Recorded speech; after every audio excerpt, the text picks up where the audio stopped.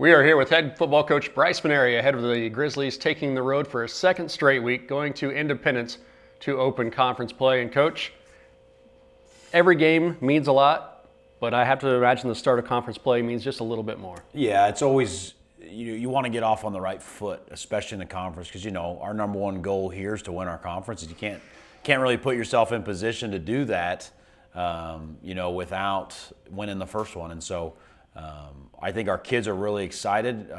Independence is a really, really good football team. They're super athletic. They've improved that from last year, and so we've got to go down there and be very, very physical.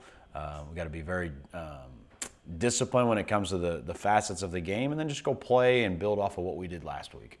So two wildly different outcomes to start the season. A very close game that went to overtime, then a game that was over by halftime.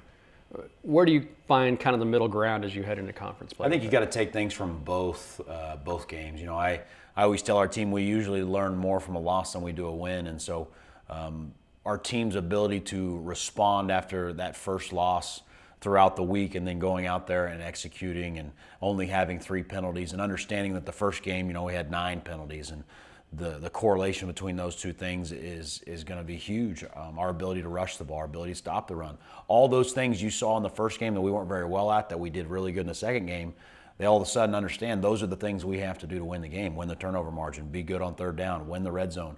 Being able to do those things sets you up to win football games. If you struggle in certain areas, you've got to fight a little bit harder within that game to raise the bar to one of those things. But I think our kids understand the big scheme of what we have to do in the game. I told them the other day, it's important for us to win the line of scrimmage, to move the line of scrimmage, because they've got 2 really, really talented running backs, to get in the backfield and disrupt that. And then on offense, to move the line of scrimmage, continue to run the ball. They lead the conference in sacks right now at like 11.5, 12 sacks already in 2 games. So our ability to have the right play call at the right time and see the pressure, and I think our kids are up for the challenge, and I really think it'll be a really good football game. All right, you talk about special teams. You have had some very good special teams production these first 2 weeks. What's it going to take to continue that success? I think just understanding their role of what the situation in the game is, because special teams it's the same as offense, defense, but the kind of the flow of the game. Okay, do we want to go block a punt here? Do we want to do this? Do we want to do that? And I think them just understanding the game plan. I think Coach May does a great job throughout the week of putting our guys in position to go out there and execute at a high level. And the best thing about it is they always talk about the gold standard of our special teams, that we want to be the best in the country. We want to lead the country in every category, and we're pretty darn close to every one of those categories right now, and that just needs to continue. That trend needs to keep going up. But guys just understanding how important it is to not take that play off, I think, is what's led to a lot of success in these first couple games. Offensively, you've played 2 quarterbacks in both games.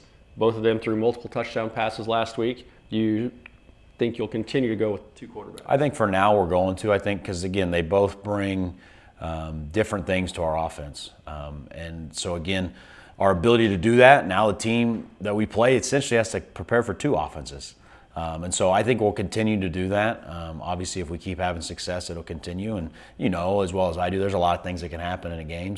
But as long as both of them are playing at a high level, I don't see that changing in the near future. And then Vinny Smith got on track last week, had a 61-yard touchdown run, triple digits in rushing. What's it going to take for you to have success with that ground game? And that's what I've been talking to him all week. The best running backs I've coached here in this league, especially here at Butler, our guys are one cut and they get north and south and they make that guy tackle them. And he did that on a couple runs, and you see the outcome of that. So really getting Vinny to understand, sometimes less is more. He's a super powerful kid. He's extremely athletic. He needs to use that to his benefit to go make another team try and tackle him. And so that's what we've really been focused on. Our schemes are very simplistic for him. And again, just the offensive line in general, just gaining confidence and knowing that they can do it. Because this will be, to date, the best team we've played all around in every facet of the game. And so the challenge is up there. I've challenged them to prove me wrong, because I said on paper they're better than us. And so I want them to go out there and prove me wrong. But our run game is going to be a big part of our success, hopefully, on Saturday. All right, Coach. Well, we'll see if they do indeed prove you wrong as the Grizzlies get ready to go to Independence for Game 3. Thanks for tuning in.